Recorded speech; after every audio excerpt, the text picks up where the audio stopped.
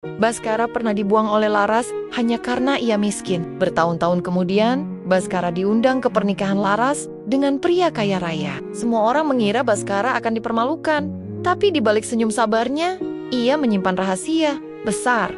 Gedung megah tempat Laras menikah adalah miliknya sendiri. Alih-alih menjadi tamu yang tersisih, Baskara justru menemukan panggung untuk melihat seberapa jauh ia melangkah. Di hari Laras merayakan kemewahan barunya, Baskara justru merayakan kemenangan hidupnya sendiri, tanpa dendam, tanpa balas kata, hanya senyum tenang. Itulah balas dendam terindah. Baskara menatap amplop putih gading di atas meja kerjanya. Sekilas, hanya selembar undangan biasa, kartu tebal dengan pinggiran keemasan, huruf timbul, pita kecil berwarna marun, tapi entah kenapa, jantungnya terasa lebih berat daripada beban kerja menumpuk yang menantinya sore ini. Ia meraih amplop itu dengan ragu, membaliknya perlahan. Nama pengirim tercetak rapi, Laras Yuningtius dan Bagas Pratama. Tangannya gemetar tanpa bisa dicegah. Ingatan lama yang selama ini rapat terkubur di sudut hati kembali mencuat seperti hantu. Laras, satu nama yang dulu jadi alasan kenapa dia mau hidup susah. Mau kerja serabutan, mau begadang demi mimpi-mimpi bersama, lalu jadi alasan kenapa dia merasa dirinya gagal total. Pelan-pelan ia merobek amplopnya. Bau kertas baru menyeruak. Di dalamnya, selembar kartu undangan dengan desain mewah. Foto Laras dan pria berkemeja putih berdiri saling merangkul. Senyum mereka manis, bahagia.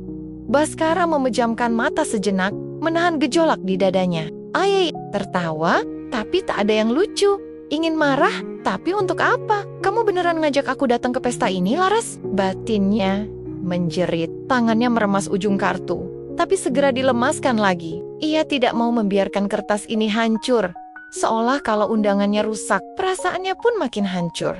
Sejenak ia duduk terdiam di kursi kantor, menatap tumpukan berkas proyek di mejanya. Di balik kaca besar, gedung pencakar langit miliknya berdiri gagah di kejauhan, salah satu proyek yang bikin namanya harum di dunia arsitektur. Lucu, Baskara pikir, betapa ironis hidup ini. Dulu Laras pergi karena dia miskin, sekarang undangan ini datang saat dia bahkan bisa membeli satu gedung. Lagi kalau mau.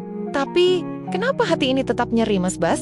Suara Rino, asisten sekaligus sahabatnya, membuyarkan lamunannya. Rino berdiri di ambang pintu, menggenggam map biru. Maaf ganggu, ini revisi desain yang kemarin Bapak minta. Baskara buru-buru menyelipkan undangan ke laci meja. Taruh aja di sini.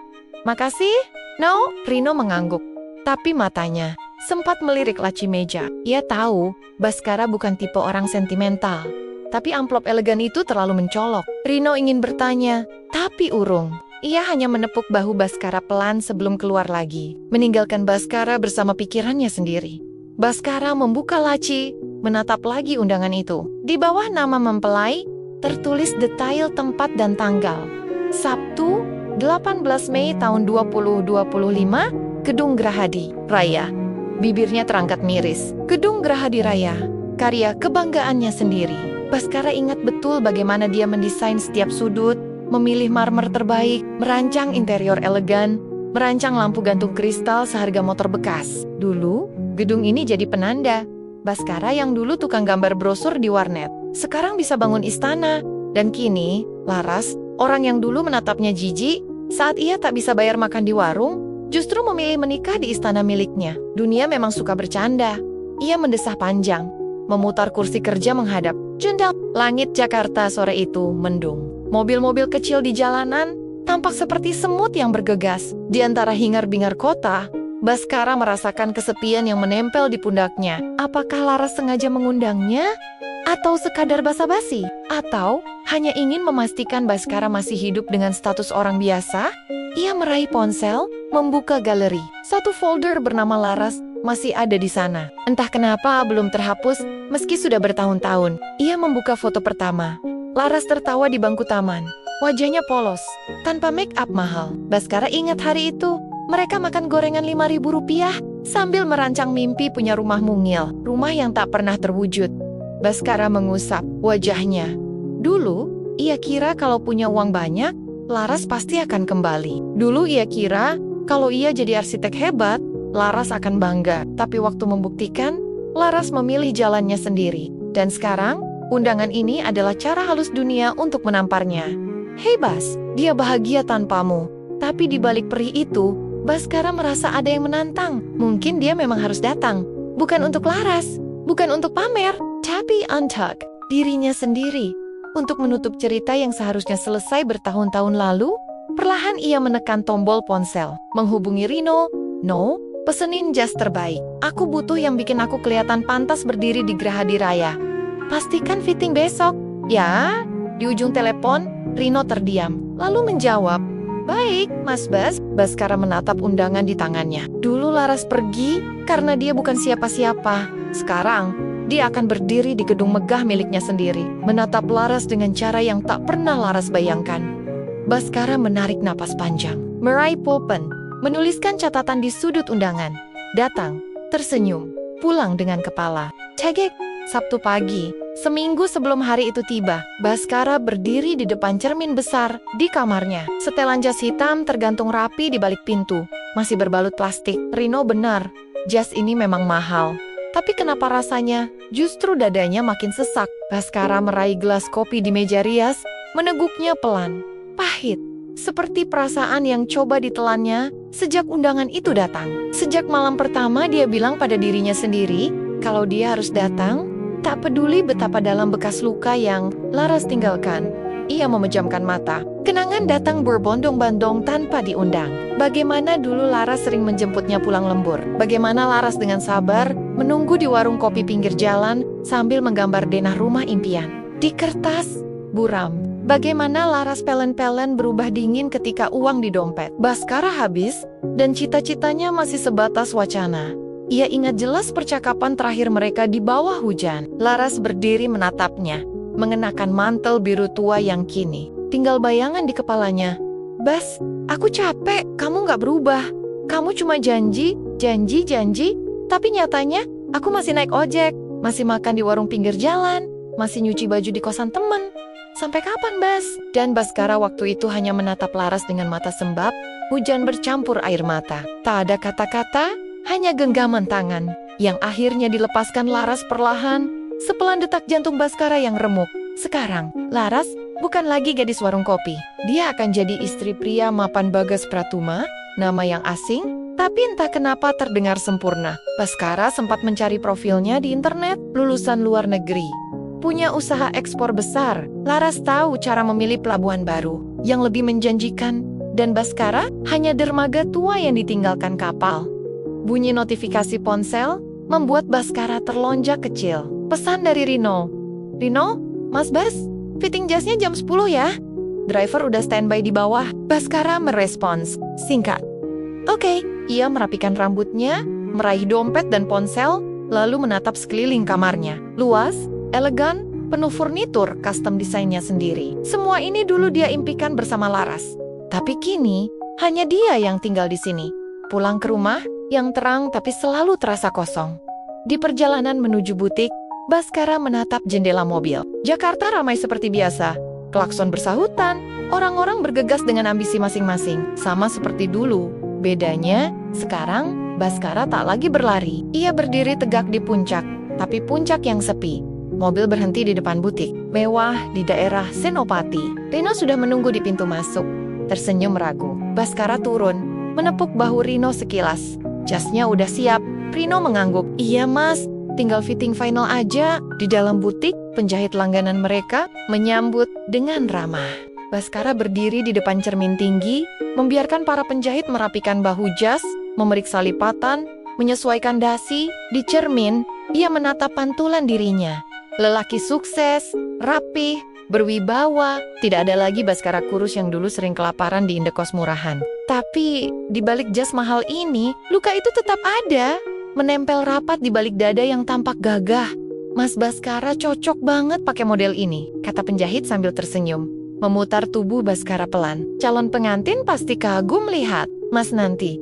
Ucapan itu menampar. Baskara hanya membalas senyum tipis. Dalam hati ia membisikkan kalimat yang sama sejak seminggu lalu. Aku datang bukan buat dia. Fitting selesai. Rino menatap Baskara di kursi tunggu butik. Mas, yakin mau datang? Kalau nggak mau, saya bisa. Udah, no, potong Baskara sambil berdiri. Aku harus datang. Biarin aku lihat dia bahagia. Biar aku bisa yakin. Aku nggak nyesel lagi. Rino tak menjawab. Diet talk. Baskara bukan sekadar keras kepala. Dia sedang berusaha berdamai dengan diri sendiri. Di perjalanan pulang, Baskara menatap gedung Gerahadi Raya dari kejauhan. Dari dalam mobil, kubah kaca yang dulu dia desain terlihat berkilau diterpa sinar matahari. Disitulah Laras akan berdiri mengenakan gaun putih. Disitulah ia akan melepas semua kenangan, semua penyesalan. Atau mungkin disitulah dia akan sadar. Luka itu belum tentu bisa sembuh hanya dengan melihat Laras bahagia. Tapi, apapun yang menunggunya di sana, Baskara sudah siap. Atau setidaknya, dia berusaha meyakinkan dirinya sendiri bahwa dia siap. Malam itu, Baskara duduk di balkon apartemennya. Angin Jakarta berembus pelan, membelai wajahnya yang lelah. Di tangannya, selembar kertas undangan itu lagi-lagi dibuka. Entah sudah keberapa kalinya dia membaca nama Laras di sana, Laras Wulandari dan Bagas Pratama. Akad nikah dan resepsi, gedung Gerahadi Raya. Baskara mendengus pelan, setengah menertawakan hidup. Gedung yang dia bangun dari sketsa-sketsa tak tidur bertahan-tahan, kini jadi saksi Laras menikah dengan orang lain. Ironi, mungkin, karma, tapi entah kenapa, di tengah perih yang menyesakkan, ada sedikit rasa bangga yang mengintip malu-malu. Ia menyesap kopinya, pahitnya menempel di lidah. Pikiran Baskara melayang ke 3 tahun lalu, saat dia merancang Gerahadi Raya di ruangan sempit, makan mie instan setiap malam, tidur di bawah meja kerja kalau terlalu lelah. Rino masih jadi staf magang waktu itu. Setia menemani begadang. Tak ada investor besar, tak ada modal raksasa, hanya mimpi, tekad, dan janji pada diri sendiri. Suatu hari, aku akan punya sesuatu yang orang lain pikir mustahil. Dan hari itu datang. Gerahadi Raya berdiri megah di jantung kota, menjadi gedung pernikahan impian banyak orang, termasuk Laras. Rupanya, Baskara menatap undangan di pangkuannya. Tiba-tiba saja jemarinya bergerak, meraba huruf-huruf, timbul nama Laras. Kenangan datang lagi, menelusup diam-diam. Suara tawa Laras, caranya merajuk, caranya menepuk pundak Baskara sambil bilang, "Aku percaya kamu bisa, Bas." Kata-kata yang kemudian tak lagi berarti saat Laras memilih pergi. Ponselnya bergetar. Nama ibu muncul di layar. Bas menarik napas panjang sebelum menjawab, "Halo Bu." Suara lembut ibunya langsung mengisi keheningan. "Kamu sehat, Nak? Kok Mama belum lihat kamu beberapa minggu ini?" Baskara tersenyum kecil. "Iya, Bu. Sibuk kerja aja. Kapan pulang? Makan bareng Mama di rumah." Kasihan Mama makan sendirian terus. Kalimat sederhana itu menampar lagi sisi hati Baskara yang sepi. Ia lupa, di balik dinding kesuksesannya, ada seorang ibu yang selalu menunggunya pulang. "Besok aku ke rumah deh, Bu. Janji, alhamdulillah. Mama bikin sayur asam kesukaan kamu ya." "Iya, Bu. Makasih." Percakapan singkat itu menenangkan, tapi juga membuat Baskara sadar. Di tengah kemegahan gedung, jas mahal, dan nama besar, dia masih manusia yang butuh rumah, bukan sekadar bangunan mewah, tapi pelukan seseorang yang bilang, "Nggak apa-apa, pulang aja. Kalau capek, telepon." Berakhir, Baskara mematikan rokoknya di asbak. Tatapannya jatuh lagi ke undangan. Ia meremasnya pelan, satu tarikan napas panjang, lalu kertas itu diluruskan lagi, ditatap, seolah berharap Laras akan muncul dari balik huruf-huruf di sana, meminta maaf, atau setidaknya menjelaskan kenapa harus mengundang Baskara. Rino bilang, "Ini trik licik, biar Baskara datang, lalu dipamerkan ke tamu undangan sebagai kisah lama yang gagal move on."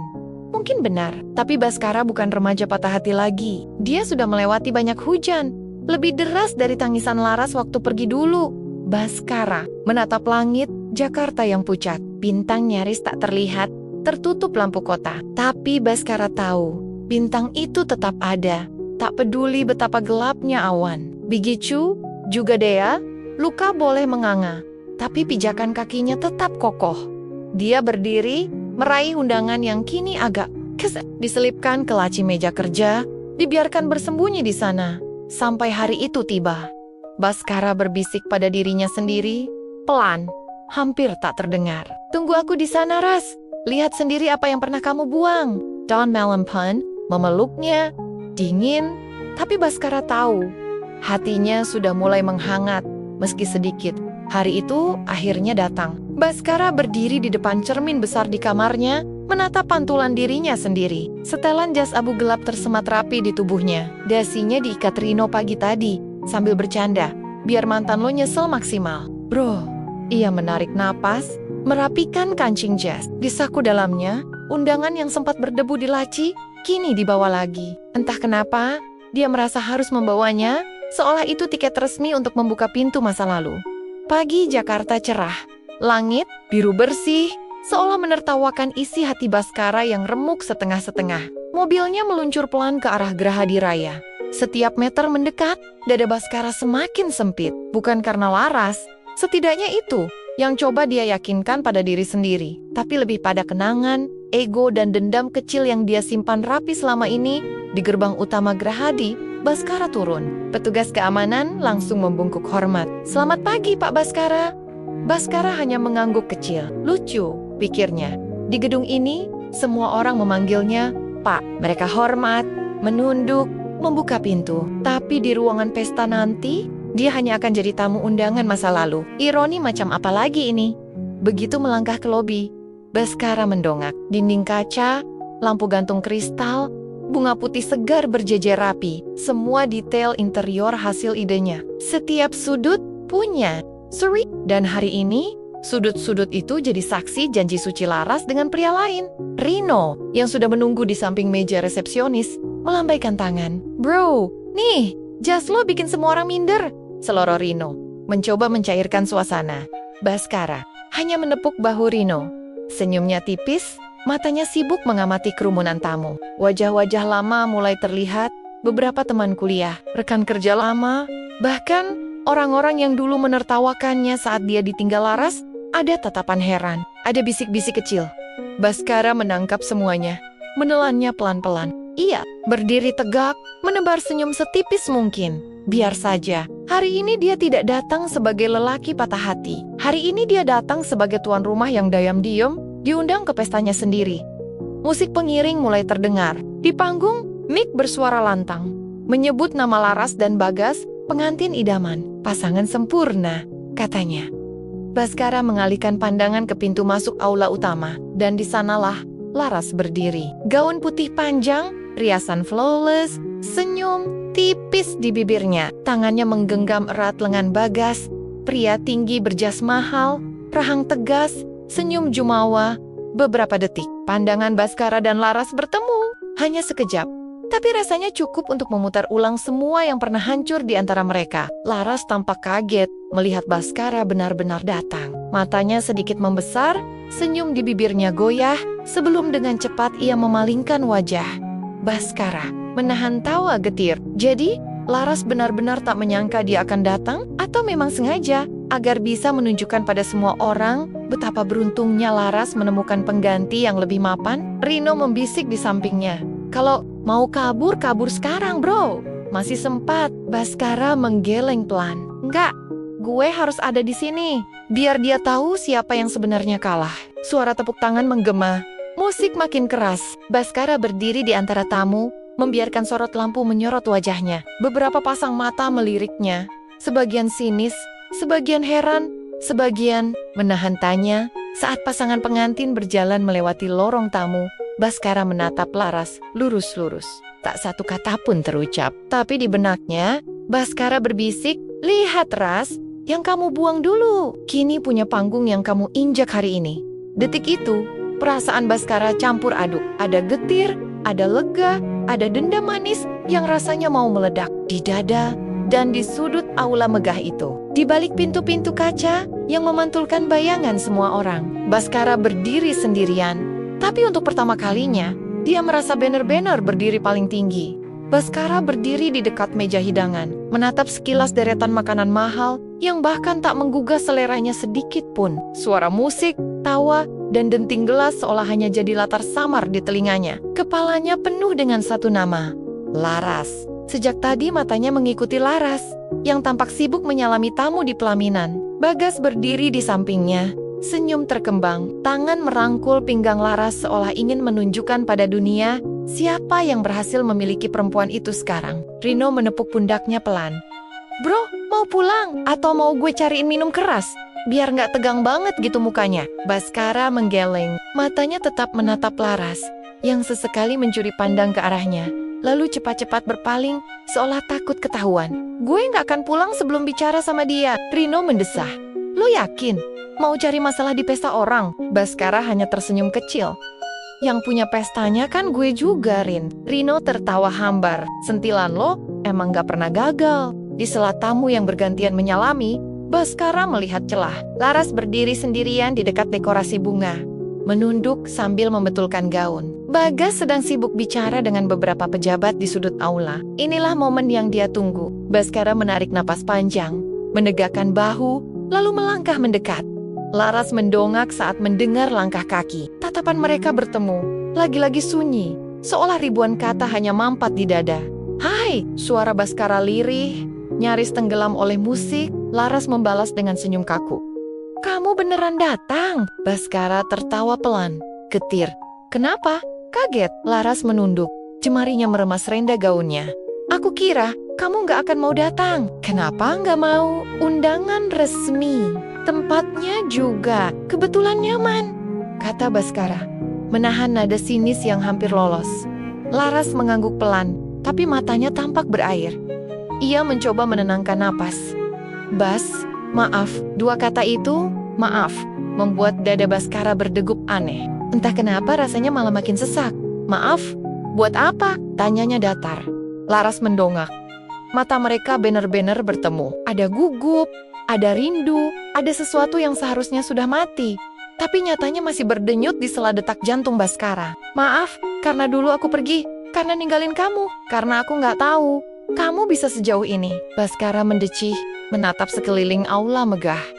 "Kamu kira semua ini datang tiba-tiba, Ras? Nggak ada keringat, nggak ada air mata, nggak ada malam-malam gue tidur di lantai kantor, ngerjain desain sampai pagi." Laras menahan napas, suaranya bergetar. Aku nggak nyangka, Bas." Baskara terkekeh, pahit. "Ya, karena dulu yang kamu lihat dari gue cuma motor butut, kosan sempit, dan dompet tipis kan?" Laras memejamkan mata. Air matanya jatuh satu, cepat disekanya dengan punggung tangan. "Aku bodoh, Bas." Baskara menarik napas panjang, menahan semua yang ingin diteriakkan. "Ya, kamu bodoh, dan gue juga bodoh. Mau-maunya dulu berharap kamu bakal balik." Sunyi di antara mereka. Suara tamu, tawa, klingking gelas, semua terdengar sayup. Rasanya mereka berdua terjebak di lorong waktu, di mana semua luka masa lalu kembali berdarah. Laras menggenggam jemari Baskara, pelan, ragu.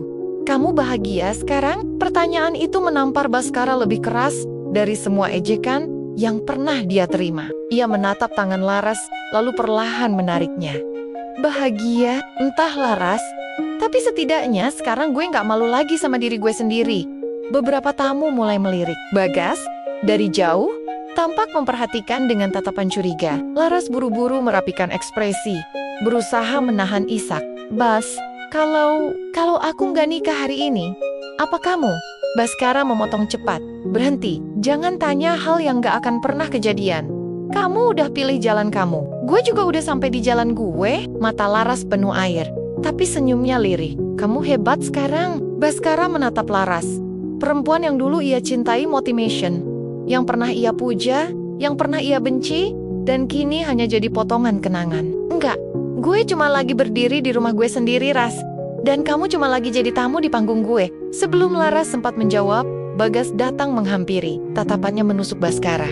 "Ada masalah di sini?" Baskara menepuk bahu Bagas, menahan senyum yang nyaris jadi tawa. "Selamat ya, bro. Semoga nyaman di rumah gue." Bagas menatapnya, bingung. Laras hanya terisak pelan, tak sanggup berkata apa-apa lagi. Dan Baskara melangkah pergi, melewati lorong bunga, lampu gantung, dan para tamu yang membisikkan namanya. Untuk pertama kalinya, ia merasa benar-benar memenangkan percakapan yang tak pernah selesai. Bagas menatap Laras dengan tatapan yang sulit ditebak. Marah, curiga, atau sekadar tergores ego. Tangannya meremas bahu Laras agak keras, membuat Laras meringis. "Apa yang dia bilang ke kamu?" desis Bagas, berusaha tetap tersenyum pada tamu yang lalu lalong. Laras menunduk, mengusap sudut matanya yang basah. "Dia cuma mau ucapin selamat." Bagas mendecih. "Selamat? Dari mantan pacar? Kenapa kamu nangis kalau cuma selamat?" Laras hanya diam. Di hatinya, semua kata seolah membatu. Sementara itu, Baskara duduk di salah satu kursi tamu VIP, ditemani Rino yang menatapnya dengan sorot campur aduk, bangga, khawatir, tapi juga sedikit kagum. Lo mau pulang nggak sebelum suasana makin ribet? Tanya Rino. Baskara tertawa pelan, menyesap air mineralnya. Pulang? Lah, pesta baru mau mulai, Rin. Gue serius, Bas.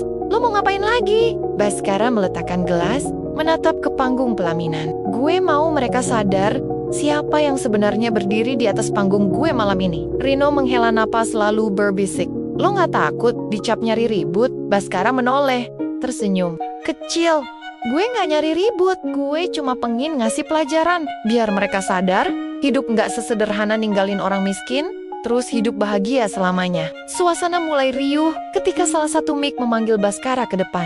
Turn up, Bagas, yang ingin mengenalkan donatur gedung mewah ini pada para tamu. Sebuah manuver licik untuk menunjukkan bahwa mereka punya koneksi besar. Bapak Ibu, mohon beri tepuk tangan. Ini dia, Bapak Baskara, arsitek sekaligus pemilik gedung megah yang kita pakai malam ini, kata Mick dengan nada riang. Baskara berdiri, menepuk bahu Rino, lalu berjalan ke panggung dengan langkah santai. Ruangan mendadak sunyi. Beberapa tamu mulai berbisik, sebagian bahkan memotret. Bagas berdiri di samping Mick, menatap Baskara dengan senyum dibuat-buat. Laras tampak gugup, menunduk menahan gejolak di dadanya. Baskara mengambil mikrofon. Tenang, tapi tajam. Selamat malam semua. Terima kasih sudah datang ke pesta saya. Beberapa orang terkekeh, mengira itu hanya candaan. Tapi Baskara melanjutkan, suaranya semakin lantang. Ya, saya bilang pesta saya, karena gedung ini, dari pondasi sampai atapnya, saya rancang, saya bangun, dan sekarang saya miliki. Dan malam ini saya senang, karena bisa berbagi sedikit keindahan ini untuk siapapun yang mau memamerkan cinta. Meskipun kadang, cinta itu agak rumit, ya. Beberapa tamu mulai tak enak hati. Bagas menahan senyum kaku. Laras makin menunduk, bergetar di samping suaminya. Bagas mengambil mikrofon, berusaha menutup celah. Terima kasih Baskara atas pinjaman tempatnya. Komiseng menghargai kontribusi besar. Baskara memotong, menatap Bagas tajam. Pinjaman? Maaf, ini bukan pinjaman. Ini disewa, dan saya nggak kasih diskon. Bagas membeku. Beberapa tamu berbisik, mulai sadar suasana makin aneh. Baskara menatap Laras. Sorot matanya menembus jauh ke masa lalu. Dulu saya berdiri di pinggir jalan, nebeng ojek, nggak punya apa-apa. Hari ini, saya berdiri di rumah saya sendiri. Dan saya hanya ingin bilang terima kasih. Terima kasih Laras, karena udah pergi di waktu yang tepat. Kalau kamu nggak pergi, saya nggak akan sampai di sini. Suasana hening. Laras mulai menangis, pundaknya bergetar. Bagas tampak semakin tersulut, wajahnya memerah. Jangan bawa-bawa istri saya, Bas. Bagas menahan amarahnya, menepuk mikrofon dengan keras. Baskara hanya tertawa kecil. Saya nggak bawa-bawa siapa-siapa. Saya cuma ngingetin, kadang yang kamu anggap kecil hari ini, bisa jadi panggung yang kamu pijak besok. Tepuk tangan lirih terdengar di sudut aula. Beberapa tamu yang dayam-dayam tahu reputasi Baskara sebagai arsitek muda sukses mulai kagum. Rino berdiri di belakang, menahan senyum bangga. Bagas menarik tangan Laras, membawanya turun dari panggung. Wajahnya merah padam. Laras hanya bisa menatap Baskara, tatapan terakhir yang penuh luka, penyesalan, dan sesuatu yang sudah terlambat. Baskara meletakkan mikrofon. Ia menatap sekeliling aula, lampu gantung, bunga mahal, dan tamu-tamu bergincu senyum palsu. Antap, pertama kalinya, ia benar-benar merasa menang. Bukan pada Laras, bukan pada Bagas, tapi pada dirinya sendiri. Dan malam itu, di tengah pesta yang dingin, Baskara menegakkan bahu, berdiri sebagai tuan rumah di istana yang ia bangun dari reruntuhan. Luka, suasana pesta berubah. Beberapa tamu berusaha tetap menari beberapa pura-pura, sibuk mengambil foto di fotobus. Sebagian lain memilih pulang lebih awal. Tak tahan dengan hawa canggung yang makin tebal di sudut aula mewah itu. Bagas menghilang ke belakang panggung, menarik Laras bersamanya. Suara langkah sepatu beradu dengan marmer, gemetar bercampur amarah. Laras menahan tangan Bagas yang mencengkeram lengannya terlalu kuat. Lepaskan Mas, sakit, bisik Laras lirih. Bagas mendelik, matanya merah. Kamu masih ada hati sama dia? Ya, makanya kamu nangis di depan orang-orang. Malu aku? Ras. Laras hanya menatap Bagas, tatapan yang dulu penuh cinta, kini hanya sisa kosong. Di sudut lorong itu, Baskara berdiri, ia seolah sengaja menanti percakapan sisa. Bagas Melihat Baskara, mendengus. Mau apa lagi lo? Udah puas bikin drama. Baskara mendekat perlahan, berhenti beberapa langkah di depan Bagas. Ia menatap Laras, melewati Bagas yang kini berdiri seperti benteng rapuh. Aku cuma mau bicara sama Laras, 5 menit saja. Setelah itu gue pergi, kata Baskara pelan. Begak tertawa sinis. Tapi Laras lebih dulu menarik tangannya dari cengkeraman suaminya. Biarkan mas, aku mau bicara. Bagas menatap Laras. Kemudian Baskara dengan geram, ia memutar badan, berjalan menjauh sambil mengumpat pelan. Baskara dan Laras berdiri berhadapan di lorong panjang. Hanya ada lampu gantung temaram dan musik pesta yang terdengar sayup-sayup. Rasanya seperti terjebak di masa lalu. Yang menolak pergi, Laras memeluk dirinya sendiri. Kenapa kamu lakukan ini, Bas? Baskara menarik napas, menatap mata Laras tanpa dendam. Aku nggak mau kamu malu, Ras. Aku cuma mau kamu lihat, aku nggak hancur. Kamu nggak berhasil ngebunuh aku dengan ninggalin aku waktu itu. Air mata Laras kembali jatuh. Kali ini, ia tidak menutupinya. Aku nggak pernah mau kamu hancur, Bas. Aku pengecut. Aku takut hidup susah. Waktu itu, aku pikir nyari laki-laki kaya bisa bikin hidupku bahagia. Ternyata aku yang salah. Baskara tersenyum tipis, bukan senyum mengejek. Kamu nggak salah, Ras. Kamu cuma pilih jalanmu. Dan aku juga begitu. Lihat, kita berdua sampai di titik ini. Kamu punya apa yang kamu mau. Aku juga punya apa yang aku mau. Adil kan? Laras menggeleng. Enggak, kamu punya segalanya sekarang. Sementara aku, bahkan malam ini pun aku cuma merasa sendirian. Suara tawa tamu pesta terdengar samar dari aula, kontras dengan sunyi di lorong itu. Baskara menatap Laras dalam-dalam, lalu perlahan meraih pundaknya. Kita soma-soma sendirian, Ras.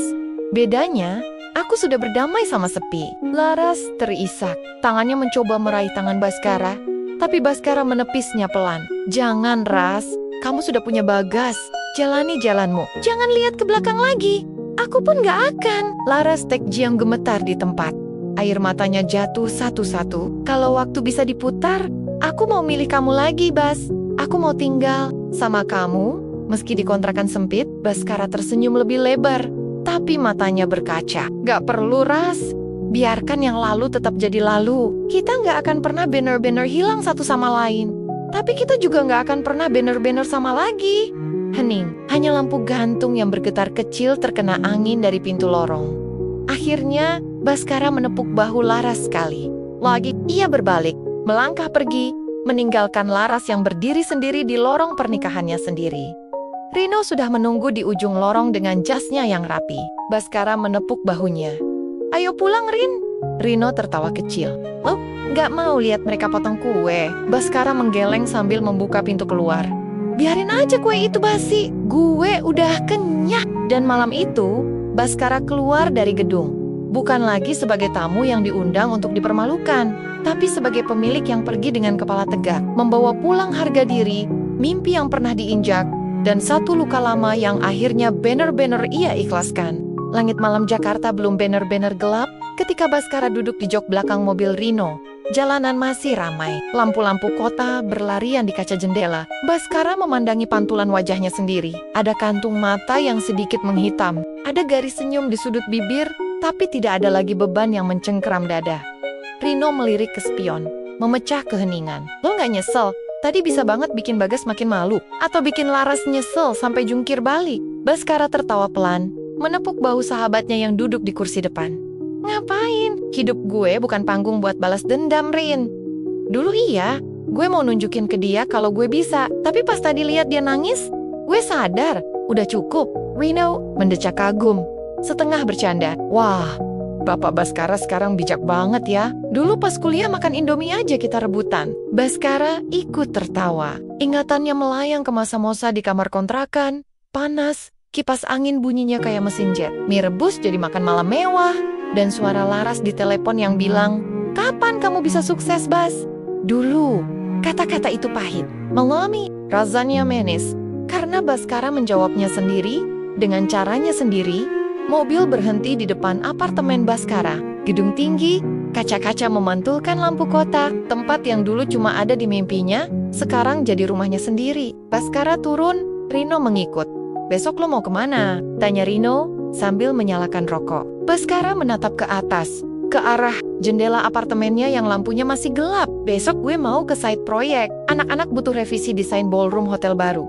Abis itu makan siang sama klien dari luar negeri. Sore, gue mau pulang cepat. Rino mengerutkan kening. Pulang cepat? Buat apa? Baskara tersenyum, menepuk punggung sahabatnya. Buat masak mie rebus di dapur gue sendiri. Rasanya pengen nostalgia.